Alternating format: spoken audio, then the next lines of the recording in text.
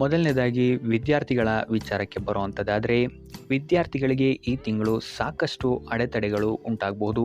ಇದಲ್ಲದೆ ನಿಮ್ಮ ಅಧ್ಯಯನದಲ್ಲಿ ಸಹಿತ ನಿಮಗೆ ಆಸಕ್ತಿಯ ಕೊರತೆ ಉಂಟಾಗಬಹುದು. ಇದು ನಿಮ್ಮ ವಿದ್ಯಾಭ್ಯಾಸದಲ್ಲಿ ಹೆಚ್ಚು ತೊಂದರೆಯನ್ನು ಉಂಟು ಮಾಡಬಹುದು. ವಿದ್ಯಾರ್ಥಿಗಳು ಆದಷ್ಟು ಈ ತಿಂಗಳು ತಾಳ್ಮೆಯಿಂದಿರುವಂಥದ್ದು ಉತ್ತಮವಾಗಿರುತ್ತೆ. ಇದಲ್ಲದೆ ನಿರೀಕ್ಷಿತ ಫಲಿತಾಂಶವನ್ನು ಪಡಿಬೇಕಂತ ಹೇಳಿದರೆ ನೀವು ಹೆಚ್ಚಿನ ಶ್ರಮವನ್ನು ಹಾಕಬೇಕಾದಂತಹ ಅವಶ್ಯಕತೆ ಬರಬಹುದು. ತಾಂತ್ರಿಕ ವರ್ಗದಲ್ಲಿ ವಿದ್ಯಾಭ್ಯಾಸ ಮಾಡ್ತಾ ಇರುವಂತಹ ವಿದ್ಯಾರ್ಥಿಗಳಿಗೆ ಈ ತಿಂಗಳು ಸ್ವಲ್ಪ ಕಷ್ಟ ಉಂಟಾಗ್ಬೋದು. ಇನ್ನು ಪರೀಕ್ಷೆಯ ನಿರೀಕ್ಷೆಯಲ್ಲಿರುವಂತಹ ವಿದ್ಯಾರ್ಥಿಗಳಿಗೆ ಒತ್ತಡ ಹೆಚ್ಚಾಗಲಿದೆ.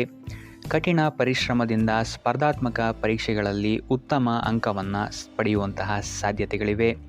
ಆದರೆ ಸ್ಮರಣಾಶಕ್ತಿಯನ್ನು ವೃದ್ಧಿಸುವಂತಹ ಅಭ್ಯಾಸಗಳನ್ನು ನೀವು ರೂಢಿ ಮಾಡ್ಕೊಬೇಕು. ಕ್ರೀಡೆಯಲ್ಲಿ ತೊಡಗಿರುವಂತಹ ವಿದ್ಯಾರ್ಥಿಗಳಿಗೆ ಈ ತಿಂಗಳು ಅತ್ಯುತ್ತಮವಾದಂತಹ ಫಲ ದೊರೆಯಲಿದೆ. ಒಟ್ಟಾರೆಯಾಗಿ ಈ ತಿಂಗಳು ವಿದ್ಯಾರ್ಥಿಗಳಿಗೆ ಮಿಶ್ರ ಫಲ ಅಂತಲೇ ಹೇಳ್ಬೋದು. ಇನ್ನು ಕುಟುಂಬ ವಿಚಾರಕ್ಕೆ ಬರುವಂಥದ್ದಾದರೆ, ಈ ತಿಂಗಳು ನಿಮ್ಮ ವೈವಾಹಿಕ ಜೀವನದಲ್ಲಿ ಸ್ಥಿತಿಗತಿಗಳು ಉತ್ತಮವಾಗಿರುತ್ತೆ ಅಂತ ಹೇಳ್ಬೋದು. ಇದಲ್ಲದೆ ಸಂಗಾತಿಯೊಂದಿಗೆ ಯಾವುದೇ ರೀತಿಯಾದಂತಹ ಗೊಂದಲಗಳು ಈ ತಿಂಗಳು ಉಂಟಾಗೋದಿಲ್ಲ ಅಂತ ಹೇಳ್ಬೋದು. ಆದರೆ ಹಣಕಾಸಿನ ವಿಚಾರದಲ್ಲಿ ನಿಮ್ಮ ಕುಟುಂಬ ಅಥವಾ ನಿಮ್ಮ ಸಂಗಾತಿಯೊಂದಿಗೆ ಸ್ವಲ್ಪ ವಾದ ವಿವಾದಗಳು ಬೆಳೆಯಬಹುದು. ಆದ್ದರಿಂದ ಹಣದ ವಿಚಾರದಲ್ಲಿ ಸ್ವಲ್ಪ ಗಮನವನ್ನು ಕೊಡುವಂಥದ್ದು ಉತ್ತಮವಾಗಿರುತ್ತೆ. ಇದಲ್ಲದೆ ನಿಮ್ಮ ಮಾತಿನ ಮೇಲೂ ಸಹಿತ ನೀವು ನಿಗಾ ಇಡುವಂಥದ್ದು ಉತ್ತಮವಾಗಿರುತ್ತೆ. 3ನೇ ವಾರದಿಂದ ಕುಟುಂಬಕ್ಕೆ ಸಂಬಂಧಿಸಿದಂತಹ ವಿಷಯಗಳಲ್ಲಿ ನಿಮಗೆ ಉತ್ತಮವಾದಂತಹ ಸಮಯವಿರುತ್ತೆ ಅಂತ ಹೇಳ್ಬೋದು. ಪೋಷಕರ ಆಶೀರ್ವಾದ ವ್ಯವಹಾರಗಳಿಗೆ ಅದ್ಭುತವಾದಂತಹ ಲಾಭವನ್ನು ನಿಮಗೆ ತಂದುಕೊಡುತ್ತೆ ಅಂತ ಹೇಳ್ಬೋದು. ಮಕ್ಕಳ ಆರೋಗ್ಯದ ಬಗ್ಗೆ ನಿಗಾ ವಹಿಸುವಂಥದ್ದು ಉತ್ತಮವಾಗಿರುತ್ತೆ. ಇನ್ನು ಸಂತಾನದ ಅಪೇಕ್ಷೆಯಲ್ಲಿರುವಂಥವರಿಗೆ ಈ ತಿಂಗಳು ಸಿಹಿ ಸುದ್ದಿ ಸಿಗುವಂತಹ ಸಾಧ್ಯತೆಗಳು ಹೆಚ್ಚಿದೆ. ಕುಟುಂಬ ಸದಸ್ಯರಿಂದ ಈ ತಿಂಗಳು ನಿಮಗೆ ಉತ್ತಮವಾದಂತಹ ಬೆಂಬಲವೂ ಸಹಿತ ಸಿಗುತ್ತೆ ಅಂತ ಹೇಳ್ಬೋದು. ಒಟ್ಟಾರೆಯಾಗಿ ಕುಟುಂಬ ವಿಚಾರದಲ್ಲಿ ಈ ತಿಂಗಳು ನಿಮಗೆ ಅತ್ಯುತ್ತಮವಾಗಿದೆ ಅಂತಲೇ ಹೇಳ್ಬೋದು. ಇನ್ನು ಆರೋಗ್ಯ ವಿಚಾರಕ್ಕೆ ಬರುವಂಥದ್ದಾದರೆ, ಆರೋಗ್ಯ ವಿಚಾರದಲ್ಲಿ ವ್ಯವಹಾರ ಅಥವಾ ಉದ್ಯೋಗದ ಸಲುವಾಗಿ ನೀವು ಈ ತಿಂಗಳು ದೂರದ ಊರುಗಳಿಗೆ ಪ್ರವಾಸ ಮಾಡುವಂತಹ ಸಾಧ್ಯತೆಗಳು ಹೆಚ್ಚಾಗಬಹುದು. ಇದರಿಂದಾಗಿ ನಿಮ್ಮ ಆರೋಗ್ಯದಲ್ಲಿ ವ್ಯತ್ಯಯಗಳು ಕಂಡುಬರಬಹುದು. ಅದರಿಂದಾಗಿ ನಿಮ್ಮ ಆರೋಗ್ಯದ ಬಗ್ಗೆ ಹೆಚ್ಚು ಗಮನವನ್ನು ವಹಿಸಿ. ಇನ್ನು ಮಧುಮೇಹ ಮತ್ತು ರಕ್ತದೊತ್ತಡದಂತಹ ಕಾಯಿಲೆಗಳಿಂದ ಬಳಲುತ್ತಿರುವಂಥವರಿಗೆ ಈ ತಿಂಗಳು ವಿಶ್ರಾಂತಿಯನ್ನು ಪಡೆಯುವಂಥದ್ದು ಅತ್ಯವಶ್ಯಕವಾಗಿರುತ್ತೆ.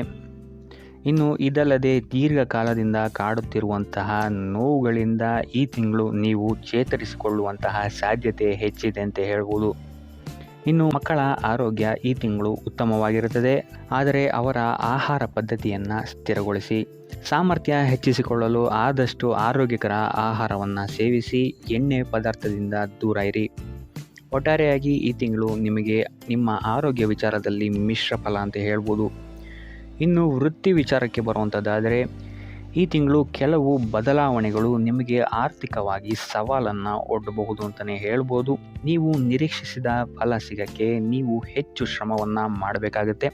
ಯಾಕಂತ ಹೇಳಿದರೆ ನೀವು ಅಂದುಕೊಂಡಂತಹ ಸ್ಥಿತಿಗತಿಗಳು ನಿಮ್ಮ ಕಣ್ಮುಂದೆ ಬರಲ್ಲ ಅಂತಲೇ ಹೇಳ್ಬೋದು. ಆದ್ದರಿಂದ ಸ್ಥಿತಿಗತಿಗಳೇ ಬೇರೆಯಾಗಿರೋದ್ರಿಂದಾಗಿ ನಿಮ್ಮ ಕಾರ್ಯವೈಖರಿಯನ್ನು ಸಹಿತ ನೀವು ಬೇರೆ ಮಾಡ್ಕೊಬೇಕಾಗುತ್ತೆ. ಈ ತಿಂಗಳು ನಿಮಗೆ ಹೆಚ್ಚು ಕಾರ್ಯಗಳಲ್ಲಿ ಅಡೆತಡೆಗಳು ಹೆಚ್ಚಾಗಲಿದೆ. ಮೇಲಾಧಿಕಾರಿಗಳೊಂದಿಗೆ ಕೆಲವು ಸಮಸ್ಯೆಗಳು ಮತ್ತು ತಪ್ಪು ಗ್ರಹಿಕೆಗಳು ನಿಮ್ಮನ್ನು ಸ್ವಲ್ಪ ಕಾಡಬಹುದು. ಇದು ನಿಮ್ಮ ಕೆಲಸದ ಸ್ಥಳದಲ್ಲಿ ನಿಮಗೆ ಕಷ್ಟವನ್ನು ಸಹಿತ ಹೆಚ್ಚು ಮಾಡಬಹುದು. ಆದ್ದರಿಂದ ನಿಮ್ಮ ಮೇಲಾಧಿಕಾರಿಗಳೊಂದಿಗೆ ಘರ್ಷಣೆಯನ್ನು ಈ ತಿಂಗಳು ಆದಷ್ಟು ತಪ್ಪಿಸೋದಕ್ಕೆ ಟ್ರೈ ಮಾಡಿ. ಇದಲ್ಲದೆ ಈ ತಿಂಗಳು ನಿಮ್ಮಲ್ಲಿ ಆಕ್ರಮಣಕಾರಿ ವರ್ತನೆಯು ಸಹಿತ ಹೆಚ್ಚಾಗಬಹುದು. ಇದರಿಂದಾಗಿ ಇಲ್ಲಿ ನಿಮ್ಮ ಕಾರ್ಯಕ್ಷೇತ್ರದಲ್ಲಿ ಇದು ಹೆಚ್ಚಿನ ತೊಂದರೆಯನ್ನು ಸಹಿತ ನಿಮಗೆ ಕೊಡಬಹುದು. ಆದ್ದರಿಂದ ನಿಮ್ಮ ಭಾವನೆಗಳ ಬಗ್ಗೆ ಸ್ವಲ್ಪ ಗಮನ ವಹಿಸುವಂಥದ್ದು ಉತ್ತಮವಾಗಿರುತ್ತೆ. ಯಾರೊಂದಿಗೂ ಕಾರ್ಯಕ್ಷೇತ್ರದಲ್ಲಿ ವಾದ ವಿವಾದವನ್ನು ತಪ್ಪಿಸಿ ಆದಷ್ಟು ತಾಳ್ಮೆಯಿಂದಿರಲು ಪ್ರಯತ್ನಿಸುವಂಥದ್ದು ಉತ್ತಮವಾಗಿರುತ್ತೆ. ಇದಲ್ಲದೆ ಖಿನ್ನತೆಯು ಸಹಿತ ನಿಮಗೆ ಸ್ವಲ್ಪ ಕಾಡಬಹುದು. ಈ ತಿಂಗಳು ಆದಷ್ಟು ನೀವು ನಿಮ್ಮ ಸಮಯಕ್ಕಾಗಿ ಕಾಯುವಂಥದ್ದು ಉತ್ತಮವಾಗಿರುತ್ತದೆ. ಆದ್ದರಿಂದ ಒಟ್ಟಾರೆಯಾಗಿ ಕಾರ್ಯಕ್ಷೇತ್ರದಲ್ಲಿ ನಿಮಗೆ ಈ ತಿಂಗಳು ಸಾಮಾನ್ಯ ಫಲ ಅಂತ ಹೇಳ್ಬೋದು. ಇನ್ನು ಹಣಕಾಸಿನ ವಿಚಾರಕ್ಕೆ ಬರುವಂಥದ್ದಾದರೆ, ಹಣಕಾಸಿನ ವಿಚಾರದಲ್ಲಿ ಈ ತಿಂಗಳು ನಿಮ್ಮ ಬೆಳವಣಿಗೆ ನಿಧಾನಗತಿಯಲ್ಲಿ ಸಾಗುತ್ತೆ ಅಂತ ಹೇಳ್ಬೋದು. ಹೂಡಿಕೆಗಳು ಮತ್ತು ಹೊಸ ಉದ್ಯಮವನ್ನು ಪ್ರಾರಂಭಿಸುವಂಥವರು ಆದಷ್ಟು ಎಚ್ಚರಿಕೆಯನ್ನು ವಹಿಸಬೇಕಾಗತ್ತೆ. ತಜ್ಞರ ಸಲಹೆ ಸಹಕಾರವನ್ನು ಪಡೆಯುವಂಥದ್ದು ಸಹಿತ ನಿಮಗಿಲ್ಲಿ ಉಪಯೋಗಕರವಾಗಿರುತ್ತದೆ. ಈ ತಿಂಗಳು ಹಣಕಾಸಿನ ಏರಿಳಿತ ಅತಿ ಹೆಚ್ಚಾಗುತ್ತೆ ಅಂತಲೇ ಹೇಳ್ಬೋದು. ಸೊ ಇದು ನಿಮಗೆ ಸ್ವಲ್ಪ ತೊಂದರೆಯನ್ನು ಉಂಟು ಮಾಡಬಹುದು. ಆದರೆ 3ನೇ ವಾರದ ನಂತರ ನಿಮ್ಮ ಆರ್ಥಿಕ ಸ್ಥಿತಿ ಸ್ಥಿರವಾಗುತ್ತೆ ಅಂತಲೇ ಹೇಳ್ಬೋದು. ಸೊ ಇದರಿಂದಾಗಿ ಇಲ್ಲಿ ನಿಮಗೆ ಕೆಲವೊಂದು ಕೆಲಸಗಳು ಕೈಗೂಡುತ್ತೆ ಅಂತಲೇ ಹೇಳ್ಬೋದು. ಸೊ ಭಾಗ್ಯದ ಸಹಕಾರ ನಿಮಗಿಲ್ಲಿ 3ನೇ ವಾರದ ನಂತರ ಸಿಗುತ್ತೆ ಅಂತಲೇ ಹೇಳ್ಬೋದು. ಸೊ ಭವಿಷ್ಯದ ಏಳಿಗೆಗಾಗಿ ಹಣವನ್ನು ಸೇವ್ ಮಾಡುವಂಥದ್ದು ಉತ್ತಮವಾಗಿರುತ್ತೆ. ಯಾಕಂತ ಹೇಳಿದರೆ ನೀವು ಎಷ್ಟು ಹಣವನ್ನು ಸಂಪಾದಿಸ್ತೀರಾ ಅಷ್ಟೇ ಖರ್ಚು ಸಹಿತ ನಿಮಗಿಲ್ಲಿ ಉತ್ಪತ್ತಿಯಾಗುತ್ತೆ ಅಂತಲೇ ಹೇಳ್ಬೋದು. ಸೊ ಆದ್ದರಿಂದ ನಿಮ್ಮ ಹಣದ ಖರ್ಚಿನ ಬಗ್ಗೆ ಹೆಚ್ಚು ಗಮನವನ್ನು ಇಡಿ. ಇದಲ್ಲದೆ ಯಾವುದೇ ಯೋಜನೆ ಇಲ್ಲದೆ ಹೂಡಿಕೆಗಳನ್ನು ಮಾಡಬೇಡಿ. ಹಣದ ಒಳಹರಿವು ಹೆಚ್ಚಾಗಿದ್ರೂ ಸಹಿತ ನಿಮ್ಮ ಖರ್ಚಿಗೂ ಸಹಿತ ಇದು ದಾರಿ ಮಾಡಿಕೊಡುತ್ತೆ ಅಂತಲೇ ಹೇಳ್ಬೋದು. ಸೊ ಆದ್ದರಿಂದ ಹಣದ ವಿಚಾರದಲ್ಲಿ ಹೆಚ್ಚು ಗಮನವನ್ನು ವಹಿಸುವಂಥದ್ದು ಈ ತಿಂಗಳು ಉತ್ತಮವಾಗಿರುತ್ತೆ. ಇನ್ನು ಉಪಾಯ ವಿಚಾರಕ್ಕೆ ಬರುವಂಥದ್ದಾದರೆ ಗಣಪತಿಯ ಪೂಜೆಯನ್ನು ಮಾಡುವಂಥದ್ದು ವಿದ್ಯಾರ್ಥಿಗಳಿಗೆ ಮತ್ತು ವ್ಯಾಪಾರಿಗಳಿಗೆ ಈ ತಿಂಗಳು ಉತ್ತಮ ಫಲವನ್ನು ನೀಡುತ್ತೆ ಅಂತಲೇ ಹೇಳ್ಬೋದು. ಸೊ ಇದಾಗಿತ್ತು ಈ ತಿಂಗಳ ನಿಮ್ಮ ರಾಶಿ ಭವಿಷ್ಯ.